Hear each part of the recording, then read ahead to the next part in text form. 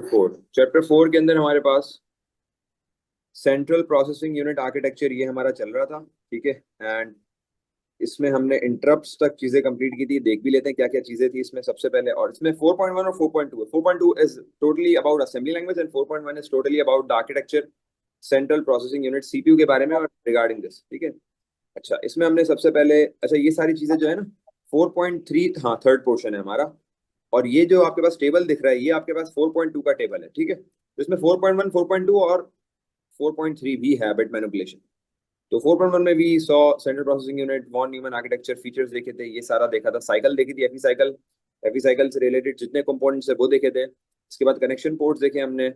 इसके बाद we saw then we came towards instruction set, जिसमें हमने ऑपकोड, ऑपरेंड, ये सारी चीजें देखी थी। टाइप्स ऑफ लैंग्वेजेस हमने मल्टीपल ये सारी की सारी देख ली थी।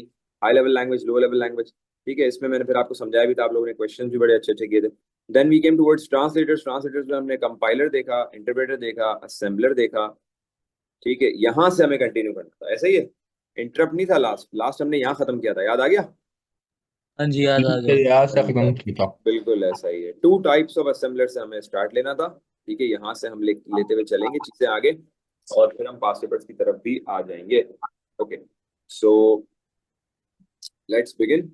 एंड यहाँ से हम चीजों को जो है आगे बढ़ाएंगे, ठीक है।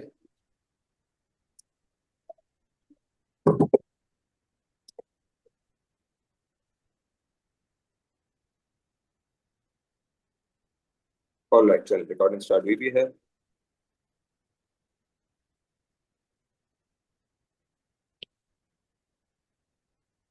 चलें भाई, अब जो भी आएगा ये अलाउड, ठीक है। चल, ओके।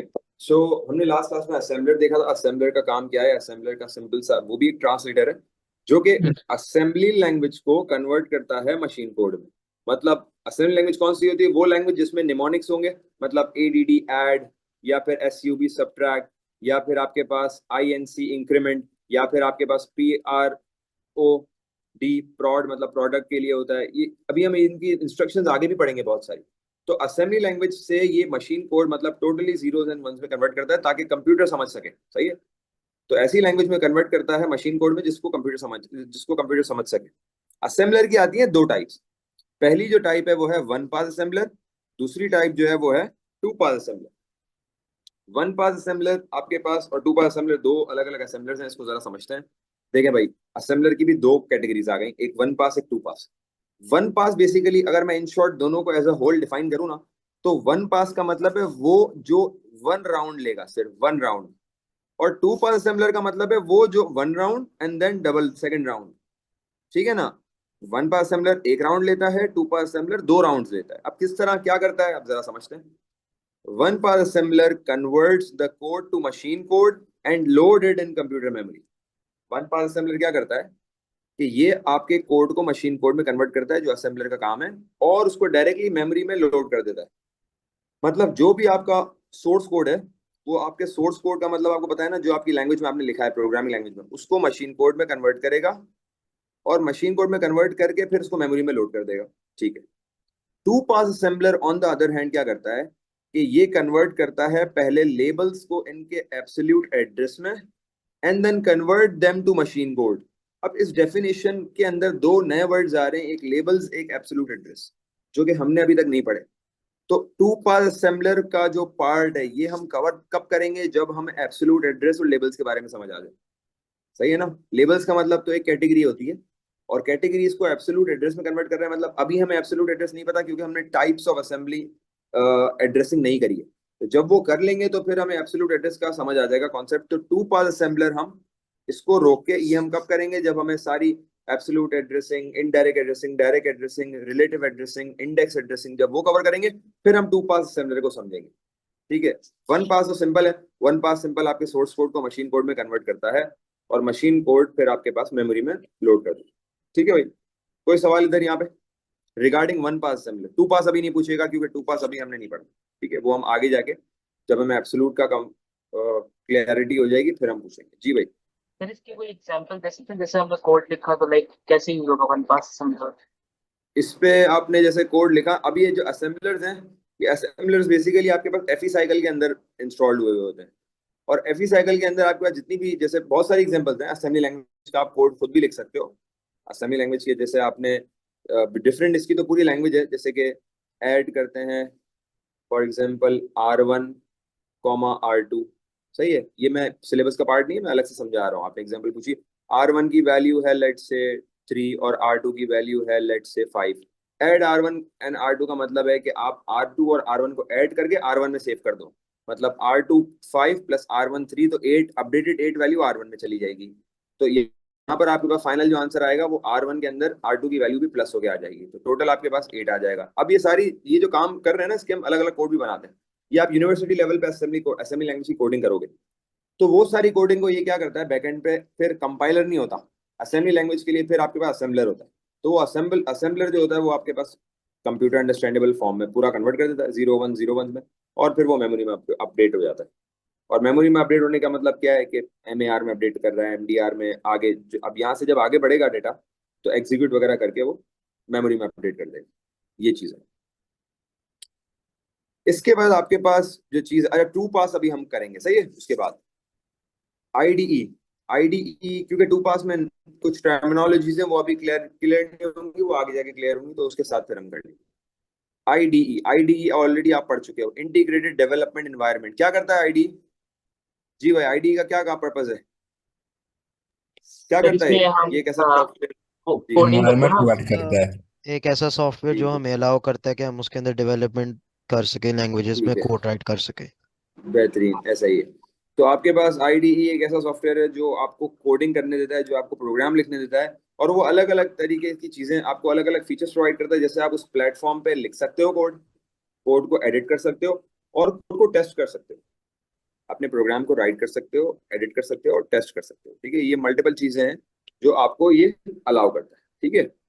अच्छा, इसके अंदर अब कोड राइट करना तो सिंपल, मतलब लिखना ना। एडिट करने का मतलब है कि हाथों हाथ अगर आपको कोई चीज चेंज करनी है ना, तो बैक स्पेस करके आप चेंज भी कर सकते हो। आईडीई का सही मायनों में जब यूजेज करेंगे ना, वो आईडीई का A2 में करेंगे। A2 लेवल के अंदर हमें समझ में आएगा आईडीई को किस तरह चलाना है, हम किस तरह चला सकते हैं। A2 के अंदर तो कोडिंग ही सारी उस पे है ना। मतलब मैं अगर आपको एक सॉफ्टवेयर ओपन करके अभी दिखा देता हूँ आईडीई, मेरे वीएस आईपैड के अंदर कोड। एक आईडीई है, मैं अभी ओपन करके दिखा देता हूँ। जैसे ये हम एक आईडी, या देख रहे हो बीच में कोड के नाम से, मैंने कोड पे क्लिक किया, ये एक छोटा सा आईडी आ गया, आईपैड फ्रेंडली है। सही, अब ये देखो इसमें पाइथन की कोडिंग कोडिंग हुई है, देखो ये हमारा A2 लेवल की कोडिंग है। ये सारी कोडिंग ना हम उसमें करेंगे A2 लेवल में। ये देख रहे हो, लिंक लिस्ट, माई क्यू, टेक्स्ट फाइल, ये सारी हम उसमें करेंगे। तो ये क्या है, ये आईडी तो है। सही है। तो सर ये आईडी सारा की A2 का। हाँ A2 में पढ़ाते हैं जी। क्या पूछ रहे हैं? जी ये तो नहीं होना। अच्छा, इसके अंदर एग्जांपल्स जो है वो पाइचार्म और VS कोड, और इसके अंदर और बहुत सारे मल्टीपल, और भी बहुत सारी चीजें हैं, जैसे सबलाइम टेक्स्ट। ठीक है, इस तरीके से एक एनाकोंडा के नाम से है, इसके अलावा बहुत सारी हैं। ठीक है, तो बहुत सारी ऐसी एप्लीकेशंस है जो एज आईडीई आज यूज हो रही है। बहुत मशहूर जो है उसमें पाइचार्म और VS कोड है, इसलिए मैंने एग्जांपल दी। बेटा याद रखना, कभी भी अपने आंसर्स में आप ऐसी एग्जांपल नहीं लिखोगे, ये रेफरेंस के लिए तुम लोगों को समझाने के लिए देता हूँ। सही है। अपने आंसर में एक तो ह्यूमंस का जिक्र नहीं करना, अपने आंसर में कंपनीज का जिक्र नहीं करना, मार्क्स कट जाएंगे। अपने आंसर में ब्रांड्स का जिक्र नहीं करना। कोई ये नहीं बोलेगा कि यार मैं डेल यूज कर रहा हूँ, या HP के कंप्यूटर में ऐसा है, या गूगल क्रोम कोई एग्जांपल में लिख दी, सॉफ्टवेयर का नाम लिख दिया, या आपने VLC मीडिया प्लेयर लिख दिया, कट हो जाएगा, उसको थोड़ी ये चाहिए। ये सारी चीजें नहीं लिख सकते अपने आंसर्स में, याद रखिएगा भाई। ठीक है। अब आईडीई के फीचर्स पे आ जाते हैं। आईडीई कौन कौन से फीचर्स आपको जो है देता है, O लेवल्स से थोड़े से इनहेंस्ड है ये फीचर। सही है, O लेवल्स में तो कुछ ही फीचर्स है। पहला फीचर आपके पास आता है कोड एडिटर। आईडीई आपको कोड एडिटिंग जो है, आप क्या फीचर देता है, आप इसको रियल टाइम में कोड को एडिट कर सकते हो, मतलब कोड को बैक स्पेस से रिमूव कर सकते हो, ऐड कर सकते हो। पुराना कोड ओपन करके कुछ अपेंड कर सकते हो, मतलब कुछ ऐड, अपेंड का मतलब होता है ऐड करना। अपेंड बेसिकली जो वर्ड अपेंड है ना, अपेंड का मतलब है पुराने फाइल को ओपन करके कुछ और ऐड करना उसमें फर्दर, मतलब एडिट करना, एक तरह से आप एडिट कर समझ सकते हो। प्रीटी प्रिंटिंग क्या है भाई, आप लोगों ने ऑलरेडी पढ़ा हुआ है। प्रीटी प्रिंटिंग क्या होता है गाइस? जी बोले, उसमें पढ़ा था। सर प्रॉपर जो कोड स्ट्रक्चर्ड और लेआउट। सही है, ठीक है, ठीक है। कलर्स, लेआउट, कलर्स और में मतलब देख जी, मैंने कह दिया सर, बस कंटिन्यू। सर जैसे ये जी पाइथन में अलग अलग टाइप की कमांड्स अलग अलग कलर्स के दिखते हैं हमें, जैसे प्रिंट बिल्कुल येलो ऐसा ही कलर है, का होता है। बिल्कुल ऐसा ही है। तो ये वो चीज है, तो खुल के बनी कर दो। ठीक है, बिल्कुल ऐसा ही। तो हमारे पास अलग अलग कलर है, मतलब लगे तो सही ना यार कि कोड है, वैसा नहीं लगे कि इंग्लिश का ऐसे लिख रहे हो। अच्छा, मतलब ब्रैकेट के अलग कलर हो गए, तो कोई फंक्शन खोला डेफ से तो उसके अलग कलर हो गए, तो सारी चीजें। ठीक है ना। प्रिटी प्रिंटिंग ये होता है। फिर ट्रांसलेटर्स दे रहा है आपको, ट्रांसलेटर्स में आपको कंपाइलर दे रहा है, इंटरप्रेटर दे रहा है, असेंबलर दे रहा है। ऑटो कंप्लीशन, ऑटो कंप्लीशन क्या मतलब है? जी गाइस, बेटा सारे पार्टिसिपेट करें, सारे एंगेजिंग होनी चाहिए क्लास, सर बोरिंग लिखते बोरिंग खुद क्लास ब नहीं खुद होनी वो चाहिए। सजेशन देता है कि क्या कंप्लीट करना है। हम्म। आप अब तो एआई भी सजेशन देता है। हाँ, ऑटो कंप्लीशन अब तो क्योंकि एआई इंटीग्रेट कर दिया है काफी सॉफ्टवेयर में, पाइथन में, विजुअल स्टूडियो कोड में। तो वो क्या होता है कि आपने जो भी लिख लिया, लिखने के बाद अब आपके पास अगर कोई इनकम्प्लीट वर्ड है तो फौरन सजेस्ट करता है, भाई कहीं आप ये नहीं लिखना चाह रहे, कहीं ये तो नहीं लिखना चाह रहे। फॉर एग्जाम्पल अगर आप डिक्लेयर लिखना चाह रहे हो तो DEC लिख दिया, तो LAR अगेन आपके पास सजेशन में आ जाएगा, आपने इंटर किया तो वो लिखा हुआ आ गया। डायनेमिक से, अच्छा इंडेंटेशन, इंडेंटेशन क्या होती है? स्पेस जी भाई, ठीक है। स्पेसिंग सर जो आपके प्रॉपर पास होती है, स्पेसिंग तो जैसे आप बिल्कुल सही है, जैसे कि आपने वन फिंगर स्पेस, जो आपको वो लेवल्स में मैं समझा रहा था कि भाई लूप लगाना है तो वन फिंगर स्पेस छोड़नी है अंदर, ये सब चीज। डायनेमिक सिंटैक्स चेक, लूप बंद करने के लिए वापस पीछे आ जाएंगे। डायनेमिक सिंटैक्स चेकिंग क्या होती है? बहुत गौर से सुनिएगा, ये नया वर्ड होगा आपके लिए। है सर मतलब वही इसका, पेशेवर रिपीट कर देंगे। इंडेंटेशन। Indentation repeat. जी जी। मैं इंडेंटेशन रिपीट करता हूँ। इंडेंटेशन का मतलब है कि आप जो अपने ओ लेवल्स के कोड के अंदर और आप ए लेवल्स के भी कोडिंग के अंदर, जो आप फॉर एग्जांपल हमने लूप लगाया, लूप के अंदर जो एक फिंगर स्पेस छोड़ के लो लिखते थे ना, उसको इंडेंटेशन बोलते हैं ना। फिर बैक स्पेस कर देते थे। इस तरह इफ स्टेटमेंट लगाई तो इफ में देन अंदर आएगा, एंड इफ बाहर आएगा, ये सब चीजें होती है इंडेंटेशन, सही है। डायनेमिक सिंटैक्स चेकिंग का मतलब है program that runs the code and checks for errors at each line. Dynamic syntax checks छोटी छोटी से आपके पास प्रोग्राम्स होते हैं जो कोड को अपने एंड से रन करके उसके अंदर जो जहाँ एरर होता है ना, उस एरर को हाईलाइट करते हैं। मतलब एक तरह से सिंटैक्स चेकर ही है, लेकिन नाम इसका डायनेमिक सिंटैक्स चेकर है। Break points use to check errors in code by pausing the program. बेटा ये नई नई टर्मिनोलॉजी है, ब्रेक पॉइंट्स। ब्रेक पॉइंट्स क्या करते हैं? ब्रेक पॉइंट हर जगह पे कोड को रोकते हैं। मतलब किस तरह रोकते हैं? फॉर एग्जांपल मैं आपको उसको समझाता हूँ। लेट से एक कोड लिखा है,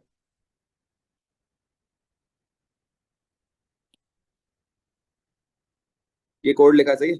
अब ब्रेक पॉइंट का मतलब है कि ये अलग अलग पॉइंट्स पे ब्रेकर, स्पीड ब्रेकर्स लगा देंगे। जैसे हमारे रोड पे एक गली में 3 स्पीड ब्रेकर्स होते हैं ना, तो ब्रेक पॉइंट बेसिकली क्या करते हैं? ब्रेकर्स लगा लगा के अपने कोड के सेगमेंट्स को चेक करते हैं। मतलब फॉर एग्जांपल पहला सेगमेंट ये है, ये चेक कर लिया पहले ब्रेक पॉइंट ने। फिर उसके बाद एक ब्रेक पॉइंट लगा हुआ है और उसके बाद एक और सेगमेंट है, ये चेक होगा। फिर एक ब्रेक पॉइंट है और फिर ये वाला सेगमेंट चेक होगा। तो ब्रेक पॉइंट से ये होता है कि ये ब्रेक पॉइंट यूज होते हैं ताकि प्रोग्राम को सेगमेंट वाइज चेक करा जाए, मतलब पोर्शन पोर्शन में चेक करा जाए। जैसे पहला पहला पोर्शन चेक कर लिया प्रोग्राम का, दूसरा पोर्शन ये मशीन खुद ही करती है, सही है ना। ये जो भी एरर चेकिंग में कंपाइलर इंटरप्रेटर है वो फिर सेगमेंट वाइज उसको चेक करता है। अच्छा, ब्रेक पॉइंट के बाद ये एक एक्स्ट्रा फीचर है जो आपको आईडीई प्रोवाइड करता है, कॉन्टेक्स्ट सेंसिटिव प्रॉम्प्ट्स। प्रॉम्प्ट्स से आप समझ गए होंगे कि ऐसी चीज जो सजेशन ऑफर करे। कॉन्टेक्स्ट सेंसिटिव प्रॉम्प्ट्स का मतलब है ये आपको दे offer suggestions for code completion through variables, methods and syntax. मतलब ये आपको सजेस्ट कर रहा होता है। देखो, कंप्लीशन अलग चीज है, सजेशन अलग चीज है, सही है। सजेशन का मतलब है यहाँ पर आपको ये करना चाहिए, वो करना चाहिए। जैसे एआई के थ्रू आजकल बहुत सारे प्रॉम्प्ट्स ऐड हो गए, ठीक है। तो वो आपको सजेस्ट करते हैं कि आपको ये वाला वेरिएबल यूज करना है, मेथड यूज करना है, सिंटैक्स यूज करना है, कौन सा सिंटैक्स यूज करना है। तो some word auto completion suggestion आप कह सकते हो एक जैसे लगते हैं लेकिन अलग हैं, ठीक है। कॉन्टेक्स्ट सेंसिटिव प्रॉम्प्ट मतलब उस कॉन्टेक्स्ट को रिलेटेड आपको, कॉन्टेक्स्ट सेंसिटिव है मतलब जो आपको कॉन्टेक्स्ट चल रहा है उससे रिलेटेड आपको प्रॉम्प्ट देगा। अच्छा, फिर आता है सिंगल स्टेपिंग। मैं ये कंप्लीट कर लूँ फिर सवाल पूछिएगा। सिंगल स्टेपिंग का मतलब है कि अब आपका सिंगल स्टेपिंग जब यूज होती है ना, तो program is executed line by line. Single stepping आपके प्रोग्राम को लाइन बाय लाइन एग्जीक्यूट करने में हेल्प करता है। मतलब से जब भी सिंगल स्टेपिंग अप्लाई हो जाएगी ना, तो फिर वो इंटरप्रेटर की तरह प्रोग्राम कंपाइल होगा। मतलब एक लाइन हो गई, कंप्लीट हो गई, फिर सेकंड लाइन, मतलब हर एक एक लाइन को एग्जीक्यूट करेगा, फिर आगे बढ़ेगा नेक्स्ट लाइन, फिर एक लाइन को एग्जीक्यूट करेगा, फिर नेक्स्ट लाइन। ये होता है सिंगल स्टेपिंग। जी भाई, किसी का सवाल यहाँ पे कोई है तो पूछो।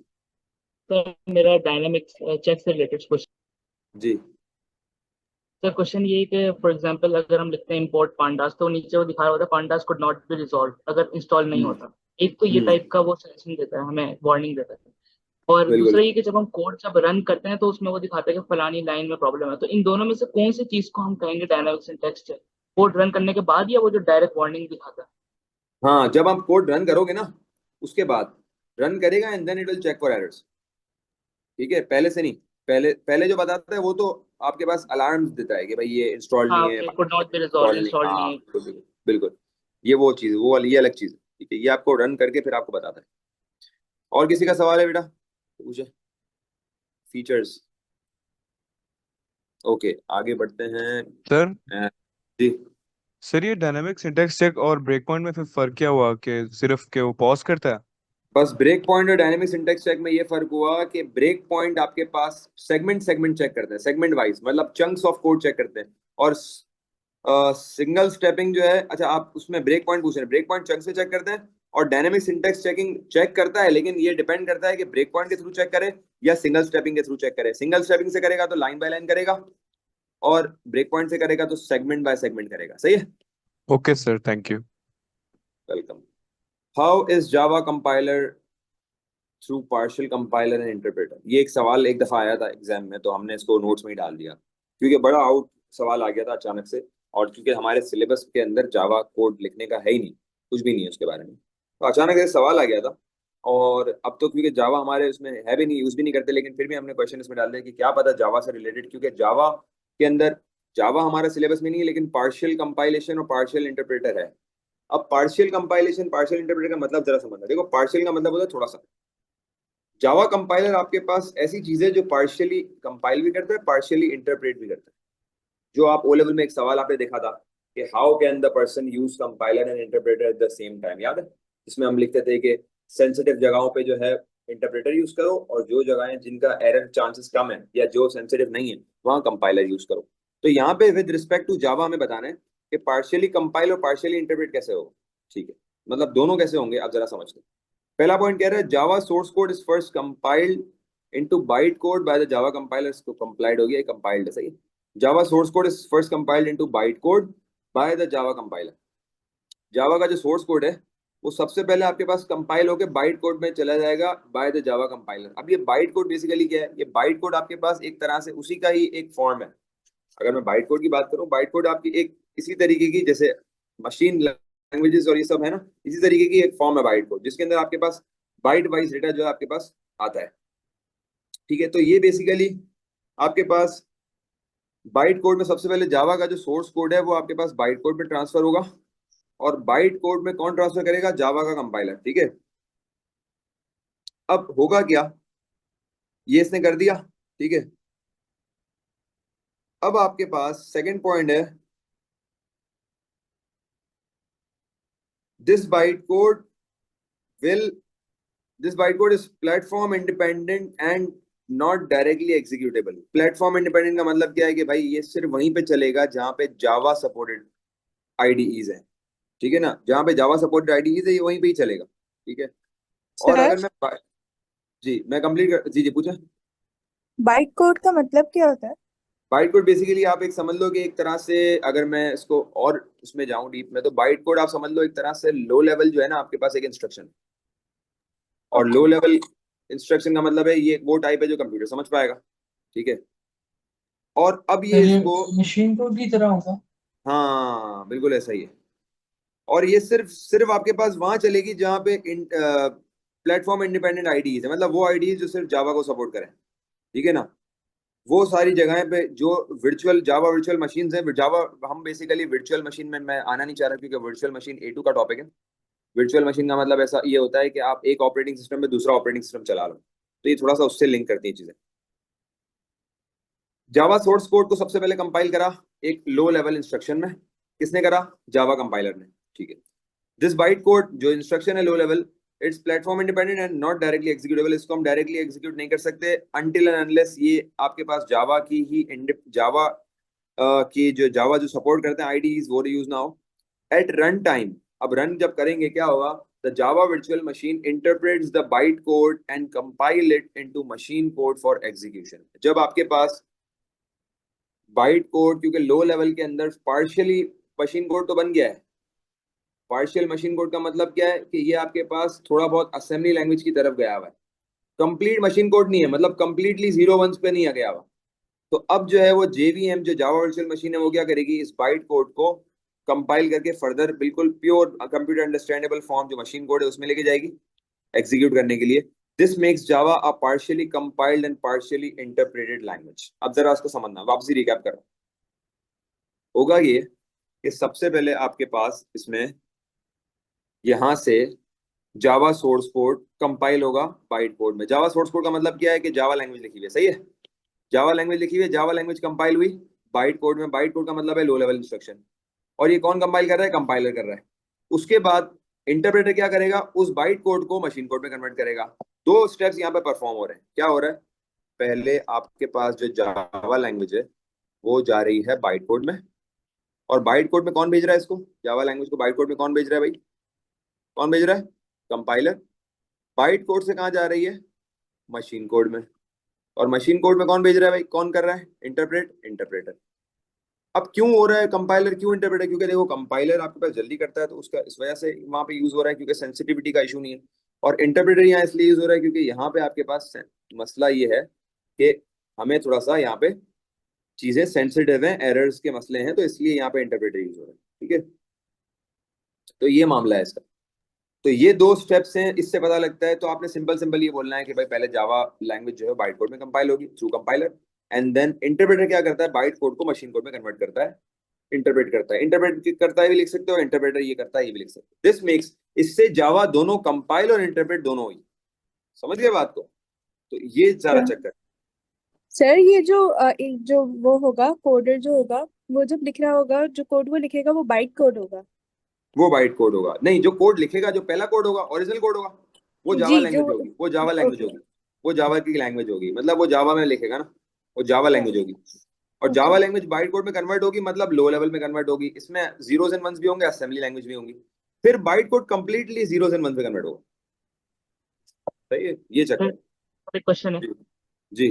सर मैं बोल रहा था कि लाइक जैसे हमने सोर्स कोड लिखा जावा में, तो पहले वो उसको हम्म, कोई सा भी कंपाइलर उसको कंपाइल कर देगा बाइट कोड में, जो कि हाँ बिल्कुल बाइनरी नहीं होता, हाँ, पहला वाला स्टेप है। बिल्कुल फिर ऐसा ही उसके है। बाद ये जेवीएम जो है वो एज एन इंटरप्रेटर एक्ट करके उसको मजीद बाइनरी में कन्वर्ट करेगा। हाँ, ये जावा वर्चुअल मशीन में, ये डीप में नहीं जाना इसमें क्योंकि ये एक पूरा वर्चुअल मशीन का पूरा चैप्टर है A2 में, वो उसमें तब पढ़ेंगे कि क्या होती है क्या होती है। फिर ये बिल्कुल ऐसा ही इसको इंटरप्रेट तो कर देगी मशीन को। जी। ये प्लेटफॉर्म इंडिपेंडेंट मीन्स कि मतलब लाइक किसी भी प्लेटफॉर्म पर रन हो सकता है। प्लेटफॉर्म इंडिपेंडेंट का मतलब है हाँ, किसी भी प्लेटफॉर्म में, मतलब वो, लेकिन वो वाली जो आपके पास जावा सपोर्ट करे, मतलब जावा के बगैर नहीं, सही है, जावा वाली। अच्छा सही से। चलो आगे बढ़ते हैं। सर ये क्वेश्चन जी, कितने नंबर का है? ये क्वेश्चन मेरे ख्याल से 3 नंबर का, 3 स्टेप्स आएंगे इस पे। ये भी सवाल एक मतलब ये बहुत रेयर सवाल है, हमारे उसमें सिलेबस से निकल चुकी है ये लैंग्वेज, लेकिन मैंने क्यों इसलिए बताया क्योंकि आपको पार्शियल कंपाइल और पार्शियल इंटरप्रिटेशन का कॉन्सेप्ट समझ आ जाए कि ऐसी जगह कौन सी है भाई, जावा वर्चुअल मशीन है जहाँ दोनों चीजें होती है। अच्छा, अब हम सर आ ये तो जाते चॉइस हैं। होती है ना, जी, दोनों तो लैंग्वेज चॉइस होती है ना, ये तो लैंग्वेज की कि जावा हाँ चूज करो या पाइथन, ये जरूरी हाँ, ए आएगा टू ए सवाल टू में। ए टू ए टू के अंदर, A2 के अंदर आती है, बिल्कुल चॉइस होती है हमारे पास। बेसिकली अगर मैं A2 की बात करूँ ना, तो A2 में हमारे पास 3 लैंग्वेजेस की चॉइस होती है, वो तो हम आगे देखेंगे भी। एक आपके पास पाइथन है, एक आपके पास विजुअल बेसिक है VB है, एक आपके पास जावा है। सबसे मैंने पहले भी बता चुका हूँ, अभी भी बताऊंगा, सिर्फ पाइथन ही हम पिक करेंगे, सबसे बेहतरीन है, और दूसरे ऑप्शन पे हमें जाना ही नहीं है क्योंकि कोई भी, you have to choose any one. तो पाइथन छोटी भी है, सिंप्लीफिकेशन भी इसकी ईजी है, बहुत मतलब मजेदार है पाइथन। ठीक है, पाइथन में काम सर भी, कोड भी छोटा है। जी सर ये इनमें से ऐसी कोई लैंग्वेज है जो आगे जाके हमें यूनिवर्सिटी में भी पढ़नी पड़ेगी, हाँ, जावा? बिल्कुल है, बिल्कुल है। पाइथन आपको पढ़नी पड़ेगी आगे, यूनिवर्सिटी में पाइथन रिपीट करोगे आप सारी। यूनिवर्सिटी लेवल पे आप जावा भी पढ़ोगे, यूनिवर्सिटी लेवल पे आप C++ भी पढ़ोगे, यूनिवर्सिटी लेवल पे आप शायद शायद कंफर्म नहीं है, कुछ प्रोग्राम्स देते हैं, पास्कल भी पढ़ोगे जो बहुत सड़ी हुई लैंग्वेज है। ठीक है, जो है बात तो वो फैक्ट है। C++ बिल्कुल आउटडेटेड लैंग्वेज। अगर मैं अभी लैंग्वेज पे थोड़ी सी बात हो रही है तो बता देता हूँ, C++ और C लैंग्वेजेस बहुत आउटडेटेड है। अभी कुछ ऐसे फ्रेमवर्क्स हैं जिसपे अभी तक ये चल रही है, वो बस जबरदस्ती चला रहे हैं। हालांकि they should shift on the new advanced frameworks, लेकिन वो चल रही हैं। लेकिन वो लैंग्वेजेस जो खत्म भी हो चुकी ना, ऑब्सोलीट हो गई हैं, वो भी पढ़ाते हैं यूनिवर्सिटी। आपको पता है, मैंने ऐसे तो नहीं वीडियो बनाई ना, यूनिवर्सिटी इज अ स्कैम, मतलब वो पैसे कमाना नहीं सिखाएंगे आपको, वो सारी दुनिया की शुगल बताएंगे आपको, हर चीज उल्ट। आप यकीन करो, मैंने यूनिवर्सिटी के अंदर पाकिस्तान स्टडीज पढ़ा है, मैंने यूनिवर्सिटी के अंदर इस्लामियत पढ़ा है, मैंने यूनिवर्सिटी के अंदर मेरे अपने प्रोग्राम में मैंने BScs किया, बैचलर्स इन कंप्यूटर साइंस, मैंने उसमें चाइनीज पढ़ी है यार। चाइनीज का क्या तुक है, क्या तुक है चाइनीज का? मुझे चाइनीज क्यों पढ़ा रहे हो यार? और चाइनीज एज एन ऑप्शन नहीं था, चाइनीज एज एन मैंडेटरी पढ़ा है मैंने। क्या फायदा है चाइनीज पढ़ के, चाइना वाना थोड़ी जाना है मुझे। ये पढ़ा दी चाइनीज जबरदस्ती। प्रोपेगेंडा है। हाँ बस क्या बोले, बी आया था मेरा जबरदस्ती, नहीं B या C आया था मेरा, इतना गंदा यार। चाइनीज के वर्ड सीख रहे हैं, मी होंग पता नहीं क्या क्या सीख रहे हैं, हेलो ये वो बोलना भी नहीं आ रहा। ये हाल हो गया था कि एग्जामिनेशन हॉल के अंदर मैं आश्रय में था कि यार आगे या पीछे वाला बच्चा कुछ बता दे मुझे, चाइनीज के वर्ड, चाइनीज के सिंबल, यार क्या तुक बनता है। मतलब ये पढ़ाने का, आप काम की चीजें पढ़ा दो किसी बच्चे को, रियल लाइफ स्किल, उसको फुल स्टैक डेवलपमेंट सिखा दो, अगला पिछला कुछ एडिशनल कोर्सेज ऐड करा दो। यूनिवर्सिटी जब लेवल पे पूछ आप जब आपको ऑप्शन मिले ना यूनिवर्सिटी सेलेक्ट करने पे, तो मुझसे एक मशवरा जरूर ले लेना, विजन कराची और आउटसाइड कराची कहाँ जाना है, मैं आपको बेहतर एआई मशवरा में तो गाइड कर पाइथन दूंगा। ही होगा ना, एआई में तो ज्यादातर बिल्कुल पाइथन। बिल्कुल बिल्कुल ऐसा ही है, पाइथन है, उसके अलावा और चीजें हैं जो पाइथन फ्रेंडली हैं, फ्रेमवर्क्स हैं। तो ये सारी चीजें जो है ना, आप बहुत ज्यादा, मतलब यूनिवर्सिटी लेवल पे, मैं ये नहीं बोलता सब खराब है, काम की भी हैं, लेकिन मुझे ये समझ नहीं आता कि आप बैचलर्स इन कंप्यूटर साइंस या बैचलर्स इन AI वाले, उसमें आप, ठीक है इस्लामियत अच्छी बात है, हमारा मुल्क उस पर बना है, ठीक है बेसिक होना चाहिए, लेकिन यार पाकिस्तान स्टडीज और मतलब मैं चाइनीज बता रहा हूँ आपको, और फिर आगे मैंने अपनी बैचलर्स इन कंप्यूटर साइंस के अंदर अकाउंट्स भी पढ़ी है। कोई फायदा नहीं है, मुझे अकाउंट्स पढ़ने का, मुझे जाने नहीं, मैं क्यों पढ़ रहा हूँ। मैंने अपने उसमें डिग्री के अंदर एक प्रोग्राम पढ़ा था, introduction to business, intro to business. यार क्या काम है मेरा बिजनेस से, बिजनेस मैं जब खोलूंगा तो मैं समझ लूंगा, अपने घर वालों से समझ लूंगा यार, या जो बिजनेस करते हैं दोस्त यार इतने, मैं उनसे समझ लूंगा बिजनेस कैसे होता है। मतलब मैं पढ़ रहा हूँ सोल प्रोप्राइटरशिप और ये और वो, और पार्टनरशिप कैसे होती है, पार्टनरशिप डीड क्या होता है, मेरा काम ही नहीं है, मेरा डोमेन ही CS है। तो ये चीजें एडिशन होती हैं, ये पढ़ाते हैं जबरदस्ती, और आप लड़ नहीं सकते कि मैं नहीं पढ़ूंगा, या आप, this is a mandatory thing, you have to go through it. अच्छा सेक्शन 1 हमारा कंप्लीट हो गया, 4.1 मैं 500 बिट्स की तरफ आ रहा हूँ।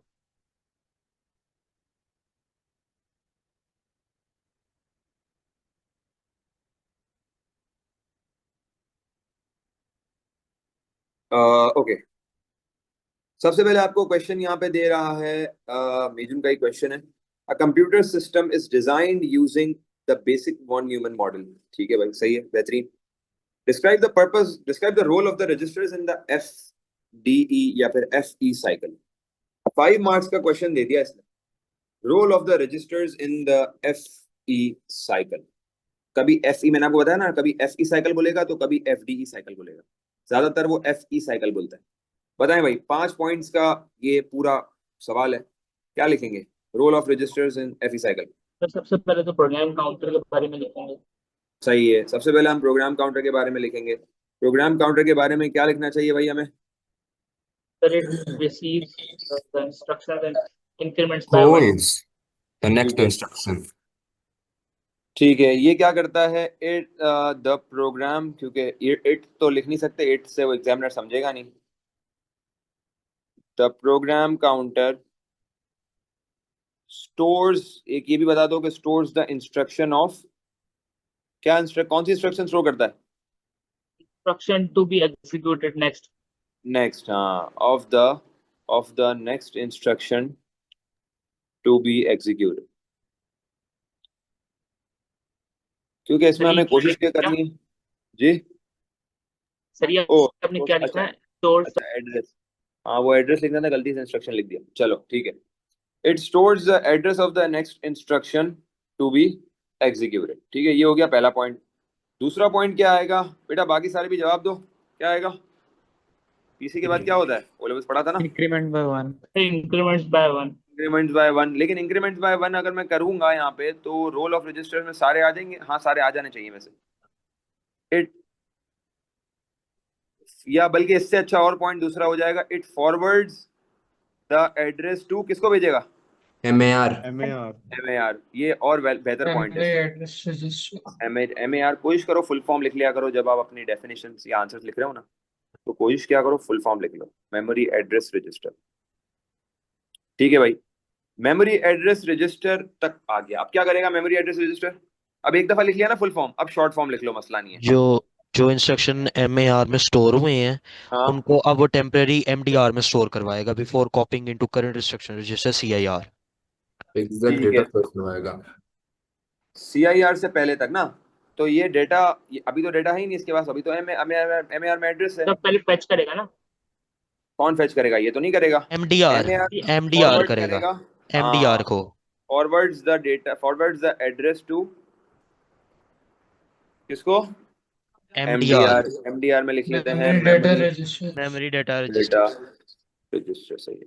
मैं इसलिए बोल रहा हूँ क्योंकि फुल फॉर्म लिखेंगे ना, एग्जामिनर पे इंप्रेशन आएगा, हाँ यार इसको आती है चीजें, मतलब हाफ। और उसमें ना फिर वो एग्जामिनर पे देखो, एग्जामिनर, मैंने एक चीज देखी, स्क्रिप्ट्स भी देखी, it's all about the examiner impression. मतलब मैं चेक कर रहा हूँ ना पेपर किसी का, और क्वेश्चन 1 में बच्चा बहुत अच्छे, क्वेश्चन 2 बहुत अच्छा, 3, मतलब मेरा एक इंप्रेशन बन गया यार, आगे भी अच्छी चीजें होंगी, मैं पॉजिटिव वाइब्स आ रही होती है उस पेपर से। तो एग्जामिनर का भी यही सीन है, मतलब शुरू के क्वेश्चन 1 2 में गलतियां करोगे ना, तो एग्जाम बोलेगा अरे यार थका हुआ बच्चा है, छोड़ो। फिर वो एक माइंडसेट एग्जामिनर का हो जाएगा, यार नहीं यार ये ऐसा ही है, इसके सारे क्वेश्चन ऐसे ही होंगे। आप समझ रहे हो बात? तो कोशिश करनी है आपने एग्जामिनर का इंप्रेशन शुरू से अच्छा रखना है। ठीक है भाई, ये हो गई। अब हम आ जाते हैं टूवर्ड्स, आगे फॉरवर्ड कर दिया, आप क्या बोलेंगे? अब डेटा कॉपी होके CIR में जाएगा। अब सर डेटा ये कॉपी होकर CIR में जाएगा, उससे पहले एक और काम होगा। MDR क्या करेगा? fetches the instruction, sir RAM से लेगा वो। हाँ, fetches the data, ठीक है, on that current address from, कहाँ से लेगा? सर ऑन द रैम या from the? RAM, RAM RAM से ले लेगा ना। ठीक है ना, करंट एड्रेस जहाँ पे आपके पास पड़ी हुई है वैल्यू, उस करंट एड्रेस से फैच कर लेगा वैल्यू फ्रॉम रैम। यहाँ पर आप स्टोर का वर्ड भी लिख सकते हो, stored on that current instruction, current address. ठीक है, चलो ये हो गया। अब क्या होगा? CIR CIR को फॉरवर्ड कर देगा। store the current instruction which needs to be decoded and executed. हाँ, the data is forwarded to CIR which decodes And prepares it for the execution. data। हाँ, and prepares it for execution लिख सकते हो। वैसे मतलब decode का यही है कि एग्जीक्यूशन के लिए तैयार करना। तो या तो ये लिख लो, या तो लिख दो कि विच प्रिपेयर्स इट फॉर एग्जीक्यूशन। ठीक है, चलो आगे बढ़ते हैं। बेटा ये माइक्रोफोन बंद कर दे, जिसके बैकग्राउंड में आवाज है। अच्छा, हमने 5 पॉइंट दे दिए, 1 2 3। बेटा माइक्रोफोन बंद करके घर वालों से बातें करा करो। 1 2 3 4 5। अब अगर इसके बाद आप ALU या उसका, हाँ ALU का जिक्र करना चाहें, बेहतरीन है, कोई मसला नहीं है, छठा पॉइंट भी ऐड कर ले, कोई इशू नहीं है, लेकिन 5 पॉइंट वैलिड हो गए। इसके बाद अगर आप ऐड करना चाहें तो आप ALU वाला ऐड पॉइंट कर सकते हैं। क्या बोलते हैं? The ALU The ALU performs perform any arithmetic Arithmetic calculations or instructions। logical operations. बेहतरीन अरिथमेटिक सर कैलकुलेशन। accumulator का भी डाल दें? नहीं नहीं नहीं, बस बहुत है, बहुत है ऑन द डेटा। बहुत ज्यादा भरोगे ना तो फिर वो वही वाली बात आ जाएगी, फिर वो उसको लगेगा यार ये तो भरा है इसने, वो उसने फिर आंख देखे बगैर भरा है। अच्छा लिखो, कंसाइज लिखो, क्वालिटी लिखो। सर ये ALU की जगह एक्यूमुलेटर भी यूज कर सकते हैं। एक्यूमुलेटर नहीं यूज कर सकते, एक्यूमुलेटर ALU के बाद वाले पोर्शन में आता है, यहाँ पर आता। अगर मेरे पास और पॉइंट्स होते तो यहाँ आता कि एक्यूमुलेटर सर एक क्वेश्चन है। Stores the final value. जी, सर अगर ये 6 नंबर का सवाल होता तो फिर तो लिखते हैं फिर हाँ, एक्यूमुलेटर। तो फिर आप ले, हाँ जी बोले। क्वेश्चन ये कि आपने लिखा कि MAR से MDR में जाएगा, सर ऐसा नहीं होगा कि MAR से मेमोरी में जाके पहले फेच करेगा मेमोरी फिर? मेमोरी में ही जाएगा, लेकिन मेमोरी में नहीं जाएगा। बेसिकली वो जो एड्रेस है ना, वो MDR एड्रेस लेके फिर वो फेच करने जाएगा।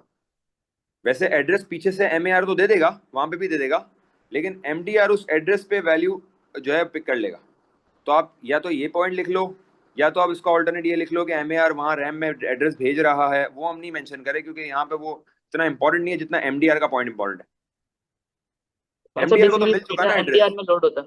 हाँ, फाइनली डेटा आना है MDR में, तो हमने लिख दिया ऑलराइट। MDR ने फेच किया data on that current address. अब रैम ने MDR को भेजा या MDR ने खुद लिया, वो सारी चीजें यहाँ कवर हो गई। सर वैसे इसके बाद एक्यूमुलेटर करेगा क्या? एक्यूमुलेटर ALU फाइनल वैल्यू, लगाएगा। फाइनल वैल्यू रखता है। एक्यूमुलेटर फाइनल वैल्यू रखता है। एक्यूमुलेटर बिल्कुल तैयार हुई वैल्यू रखता है। ठीक। Describe when interrupts are detected in the FE cycle and how the interrupts are handled। जी भाई, यहाँ पे क्या करेंगे? When interrupts are detected in FE cycle and how the interrupts are detected। यहाँ पे सबसे पहले आपने डिटेक्टेड का बताना है और फिर आपने बताना है कि किस तरीके से इंटरप्ट्स को हैंडल ISR ना, किया जाता है। जी भाई। पर वो इंटरप्ट सर्विस रूटीन यूज होती है उसको प्रायोरिटी देने के लिए अंदर उसको सॉल्व करने के ठीक है, सही है। तो इसमें क्या लिखेंगे डिटेक्टेड में? डिटेक्ट कब होता है इंटरप्ट? लिए। जब कोई इमरजेंसी अटेंशन रिक्वायर्ड होती है किसी टास्क को सीपीयू के अंदर, तो हाँ, तो इमरजेंसी सिचुएशन किसी भी आपके पास पेरिफेरल डिवाइस को, या आप कह सकते हो कि किसी हार्डवेयर डिवाइस को, या किसी भी IO डिवाइस। रिक्वायर्ड है या आईओ डिवाइस को है, तो उसमें होता है। ठीक है, और हैंडल्ड में फिर हम पहले इस पे आ जाते हैं। पहले जैसे हमने लिखा कि डिटेक्ट कितने मार्क्स का, ये भी 5 मार्क्स का सवाल है। अब देख रहे हो, मतलब ओ लेवल वाले सवाल अलग होते थे, ए लेवल वाले सवाल अलग हैं। तो डिटेक्टेड के अंदर हम इसमें ये बताएंगे कि आपको यही बताना है इसमें के अंदर आपके पास के कब डिटेक्ट हुए। तो आप बोलोगे, बस सीधा सीधा पॉइंट लिखोगे, ये नहीं लिखोगे the interrupt are detected when, नहीं, ये वाली बात नहीं है, ये सब बुलशिट है। काम की बात लिखनी होती है ए लेवल्स के अंदर। व्हेन द हार्डवेयर डिवाइस, या when any of the hardware device needs, और इंटरनल Immediate. हाँ ठीक है।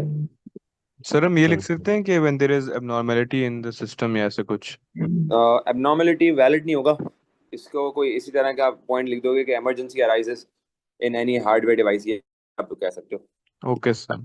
अब हैंडल करने के लिए जाहिर सी बात है, हैंडल किस तरह होगा? तो आपके पास अब सबसे पहले तो सारी इंस्ट्रक्शंस को रोक दिया जाएगा, ऐसा ही है ना। हैंडल करने के लिए आईएसआर को तो बुलाया जाएगा, लेकिन आईएसआर से पहले सारी इंस्ट्रक्शन को रोका जाएगा, फिर ही आईएसआर काम करेगा ना। तो या तो आप ये लिख सकते हो ISR is called by the CPU, ठीक है। पहला पॉइंट आप ये लिख सकते हो कि आईएसआर, सीपीयू का वो या पूरा लिख लेते हैं तो ये इंटरप्ट। पढ़ा था ना कि सीपीयू का करंट स्टेट वहीं सेव हो जाता है। सर हाँ बिल्कुल यही करेंगे। इंटरप्ट सर्विस रूटीन, एक second, interrupt service routine is called to handle, जी बोलें, हैंडल द इंटरप्ट, जी बोलें बोलें बोलें। अब सबसे पहले तो सारा करंट कंटेंट सेव हो जाएगा, तो कंटेंट्स क्या बोलेंगे हम? द करंट कंटेंट्स तो करंट कहाँ पे? State of the CPU will be save. हाँ, सीपीयू में नहीं, हम क्या बोलेंगे, कहाँ पर है अभी करंट कंटेंट्स, कहाँ सेव हो रहे हैं? रजिस्टर्स हाँ, registers. In the registers will be saved, मतलब जो काम चल रहा था अभी तक वो तो रोको यहाँ पे। तो यूं समझ लो कि जब ऑफिस बंद होता है, इमरजेंसी आती है, तो करंट टास्क तो रोक दिए जाते हैं ना, यहाँ रोक लो, चलो यहाँ रोक लिया। सर जितने भी रजिस्टर्स में सेव होगी या बफर्स में? रजिस्टर्स सारा काम रजिस्टर्स करेंगे। रजिस्टर्स तो होते ही थोड़ी थोड़ी देर के लिए हैं, माइक्रो सेकंड में डेटा रखते हैं, आगे भेज देते हैं, रखते हैं, आगे भेज देते हैं, रखते हैं, आगे भेज देते हैं, ये काम। अब इसको आईएसआर को बुलाया, ठीक है। आईएसआर आपके पास, वैसे आईएसआर होता कहाँ है? आईएसआर बेसिकली आपके पास मेमोरी के अंदर ही होता है, एक छोटा सा आपके पास ये रूटीन है, प्रोग्राम है। अब आईएसआर क्या करेगा बताओ भाई? आईएसआर सीपीयू को डायरेक्ट करेगा कि इंटरप्ट को हैंडल कैसे करना है। सीपीयू को डायरेक्ट कैसे करेगा? मतलब ये खुद क्या करेगा? केटर करेगा इंटरप्ट को, प्रायोरिटी में रखेगा इसको, सही है। अब ये इसको सर्व करेगा इंटरप्ट को, तो हम बोल देंगे, हम ये नहीं बताएंगे कैसे करेगा, क्या करेगा, ठीक है। सर इसके अंदर हम लोग अगर रजिस्टर्स का नाम इंक्लूड करें तो इम्प्रेशन अच्छा आएगा। अगर हम रजिस्टर्स के नाम इंक्लूड करें यहाँ पे, current contents in the register, नहीं, वो फिर जरूरत ही नहीं है। जब एक चीज की ओके। जरूरत नहीं है तो फिर वो फायदा नहीं है इसको ऐड करने का। आईएसआर सर्व्स द, या आप कह सकते हो कि caters, ISR caters the interrupt, ठीक है। केटर्स द स्पेसिफिक इंटरप्ट, जो भी इंटरप्ट आया।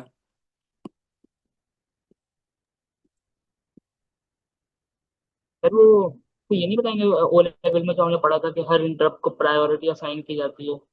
वही बताएंगे ना, एज प्रायोरिटी बस, एज प्रायोरिटी बस, ठीक है। ये हो गया। अब क्या होगा, जब आईएसआर खत्म कर लेगा तो क्या हो जाएगा? जो वैल्यू सेव की हुई थी रजिस्टर को वो रिस्टोर होंगी वो वो restore हो ताकि जाएंगे। अगले restore हो जाएंगी इंस्ट्रक्शंस को value। एग्जीक्यूट किया जा सके। ठीक है, बेहतरीन। आफ्टर ISR हैज फिनिश्ड, जब ISR रुक जाएगा तो क्या हो जाएगा, आपके पास जितना भी सेव्ड कंटेंट्स है, all the saved content of registers is restored, मतलब वापसी लाया जाएगा नॉर्मल रूटीन के अंदर, वापसी इन प्रोसेस लाया जाएगा। ठीक है, और अब क्या हो जाएगा, द करंट टास्क या the current task continues where they were left. सही है, परफेक्ट आंसर होगी। ठीक है भाई, कोई सवाल? No, sir. 1 मार्क यहाँ से, 4 मार्क्स यहाँ से। चलो आगे बढ़ते हैं। Identify one factor that can affect the performance of the computer system and state how it impacts the performance। जी भाई, क्या फैक्टर हो सकता है जो अफेक्ट करेगा परफॉर्मेंस ऑफ कंप्यूटर की, मतलब परफॉर्मेंस ऑफ CPU बोलना चाह रहा है एक तरह से। क्या होगा? Number of tasks assign to it. नहीं, ओवरऑल बोल रहा है, overall Number of cores. Number of cores. बेहतरीन, क्योंकि अलग पार्ट है, ऊपर वाले से लिंक नहीं है ये, B part. Number of cores आप ले लो। System clock कैश मेमोरी अगर इंक्रीज करो कैश मेमोरी का लिख सकते हैं, और किसका लिख सकते हैं, बस विद का। भी लिख सकते हैं। speed का भी लिख सकते हैं। ठीक है, तो नंबर ऑफ कोर्स में हम सीधा सीधा ही लिखेंगे कि भाई इम्पैक्ट क्या होगा, कि फिर ये हो इंक्रीजिंग सकता है कि रैम इंक्रीज कर दे। The sir number more of parallel processing हो पाएगी। कोर्स विल, रैम इंक्रीज में भी बोल सकते हैं, हाँ कर सकते हैं, कह सकते हैं।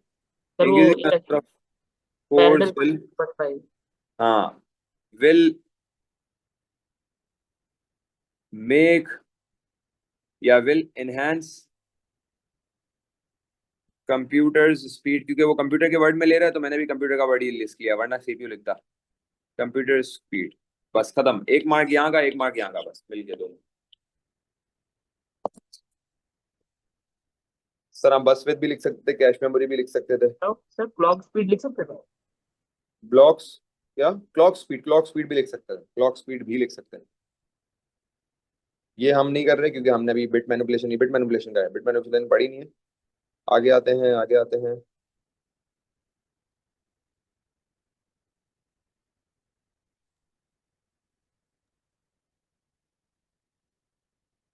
ये देखो, फेच एग्जीक्यूट साइकिल की रिप्रेजेंटेशन लिखी हुई है और आपको बोला है डिस्क्रिप्शन लिखो। इस तरह का सवाल मेरे ख्याल से एक आपका उसमें भी आया था, पेपर में भी आया था, वो लेवल्स के Yes, sir. आया था। आया था ना। जी। तो यहाँ पर क्या बताएंगे भाई, कि PC इंक्रीमेंट हो रहा है, Yeah. MAR से यहाँ पे MDR में डेटा जा रहा है, सॉरी एड्रेस फॉरवर्ड हो रहा है, फिर PC से MAR में यहाँ पे भी आपके पास जो है वो इंस्ट्रक्शन का करंट एड्रेस फॉरवर्ड हो रहा है। How interrupts are handled, 5 marks का सवाल। ठीक है, तो इंस्ट्रक्शन अच्छा ये उसी का है, तो ये सारी चीजें हैं। ये भी बिट मैनिपुलेशन का सवाल है। What is meant by stored program concept, ये हट चुका है, और लेकिन कर लेते हैं। स्टोर्ड प्रोग्राम कॉन्सेप्ट अब यूज नहीं होता। और नीचे वाले पार्ट्स में तो वही आपको जिस तरीके से चीजें आपको पूछा था इसने, वही वाली चीजें घुमा घुमा के पूछ रहा है। स्टोर्ड प्रोग्राम कॉन्सेप्ट क्या होता है भाई? स्टोर्ड प्रोग्राम कॉन्सेप्ट एक अलग ही आपके पास टर्मिनोलॉजी यूज कर रहा है, वॉन न्यूमैन मॉडल का एक हिस्सा है। ठीक है, अब इसमें आपके पास, हमने आपको आपको याद होगा कि हमने ओ लेवल्स के अंदर एक फीचर पढ़ा था वॉन न्यूमैन का, और वो वॉन न्यूमैन का फीचर अगर आपको याद हो क्या था वो, इसमें हमने लिखा था कि both the instructions and data are stored together.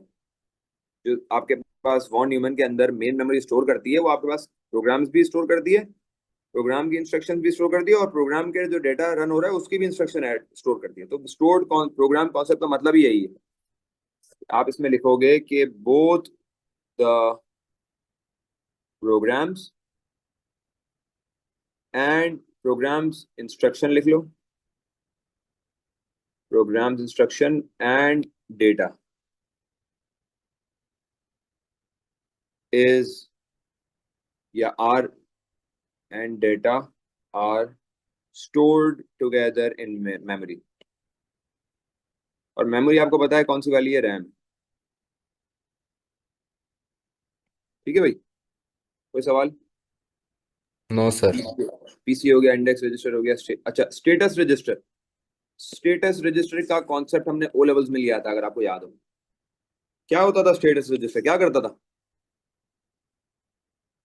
Current status को सेव करते हैं कि लाइक वो हमने रनिंग है, जनरल स्टॉप वर्किंग। हाँ, हमने जनरल स्टेट उसमें क्या कहते हैं, हमने इसको उसमें भी देखा था, जनरल पर्पस रजिस्टर और स्पेशल पर्पस रजिस्टर में। सर आप वापस बता सकते हैं, भूल गई मैं बिल्कुल बता सकता हूँ, बिल्कुल बता सकता हूँ, 10 दफा बताऊंगा। स्पेशल पर्पस रजिस्टर के अंदर आपके पास स्टेटस रजिस्टर का क्या काम था? स्टेटस रजिस्टर बेसिकली आपके पास करंट स्टेटस का ट्रैक रखता है। देखो पीसी तो वही वाली डेफिनेशन आ जाएगी। इंडेक्स रजिस्टर की डेफिनेशन क्या आ जाएगी? इंडेक्स रजिस्टर क्या करता है बेसिकली आपके पास? सर उनके इंडेक्स स्टोर करता है। हाँ, address ये जो है आपके इंडेक्सेस और जो आपके पास मेमोरी लोकेशंस है वो स्टोर करता है। अब आपके पास इसके अंदर जो चीज आती है स्टेटस रजिस्टर, वो क्या करता है? ये बेसिकली सीपीयू का जो जितना भी आपके पास करंट कंटेंट है ना, मतलब इसमें आपके पास क्या स्टेटस है, ट्रू है या फॉल्स है, या फिर आपके पास स्टेटस 1 है या 0 है। मतलब 1 का मतलब एवरीथिंग इज वर्किंग परफेक्ट, 0 का मतलब देयर इज सम प्रॉब्लम्स। ठीक है, ये आपके पास स्टेटस रजिस्टर का काम है। और इसके अंदर बहुत सारी चीजें होती हैं, जैसे कि अगर मैं डीप में जाना नहीं चाह रहा क्योंकि सिलेबस का पार्ट नहीं है, इसमें आपके पास 4 तरीके के अलग अलग फ्लैग्स होते हैं, वो सिलेबस का पार्ट नहीं है। जैसे एक होता है 0 फ्लैग, एक होता है आपके पास कैरी फ्लैग, आइडल 4 होता है। हाँ, एक होता है आपके पास साइन फ्लैग, एक होता है ओवरफ्लो फ्लैग, और ये बहुत सारी चीजें हैं स्टेटस रजिस्टर के अंदर। अगर मैं जाऊं तो स्टेटस रजिस्टर आप सिंपल ये समझ सकते हैं कि it stores the current status of the CPU, example true and false. ठीक है, या 1 या 0। ठीक है, यस। और फ्लैग्स भी इसके अंदर स्टोर होते हैं। अच्छा, सिस्टम क्लॉक सीपीयू कंपोनेंट है, बोल रहा है 1 identify one box in each row to identify the system bus used by each CPU component। System clock कहाँ यूज होगी, ये मैंने आपको डायग्राम से बनाई थी, वहां समझाई थी ये बात। हाँ भाई, सिस्टम क्लॉक की अगर मैं बात करूं तो सिस्टम क्लॉक आपके पास कहाँ यूज होती है? डेटा बस में, एड्रेस बस में, या कंट्रोल बस में? कंट्रोल बस पे। तो कंट्रोल बस में। कंट्रोल बस में, क्योंकि आपके पास डेट सिग्नल जो है आने जाने, कंट्रोल सिग्नल आगे जब भेज रही होती है और वापसी भी ले देख रही होती है। एमएआर कहाँ होता है? एमएआर किससे कनेक्ट होगा? Address bus. एड्रेस और डेटा बस दोनों से। एड्रेस बस, उसके बाद फिर डेटा बस से एमडीआर कनेक्ट होता है। Purpose of control unit in a CPU. Control unit का पर्पस, 2 मार्क्स के लिए सवाल आ गया। कंट्रोल यूनिट बेसिकली आपके पास, हमने देखा था कि कंट्रोल यूनिट एक आपके पास क्या करता है? सर कंट्रोल सिग्नल्स को ये भेजता है, फॉरवर्ड करता है। भेजता है, बिल्कुल सही है, फॉरवर्ड करता है, रिसीव करता है, मतलब ट्रांसफर करता है कंट्रोल सिग्नल्स को। कंट्रोल CPU सिग्नल्स के के फ्लो को मैनेज करता है। सीपीयू के अंदर। और दूसरा पॉइंट क्या होगा? इट कंटेन्स, 2 चीजें मैंने आपको बताई थी, it contains sir program counter और एक और चीज भूलिया। प्रोग्राम काउंटर और सीआईआर, 2 चीजें ये लगता है। यस। बेहतरीन, बेहतरीन। ठीक है, अब हमारे 2 पोर्शन बच गए हैं। 5 पेपर्स के साथ हमने अल्हम्दुलिल्लाह ये कंप्लीट कर लिया है।